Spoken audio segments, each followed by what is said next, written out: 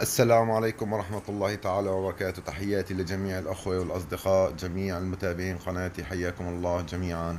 هاي الطيور اللي كلمتكم بالحلقة الفائتة اللي صورتها راح نصور لكم من تركيا. وهي الطيور حاليا في تركيا عند أخوي أبو علي، وعم بيجهز لهم البيت والمكان وما انتهى بعد من التجهيزات. وطبعا لسه في قسم من الطيور راح يوصل اللي عنده إن شاء الله بالأيام المقبلة.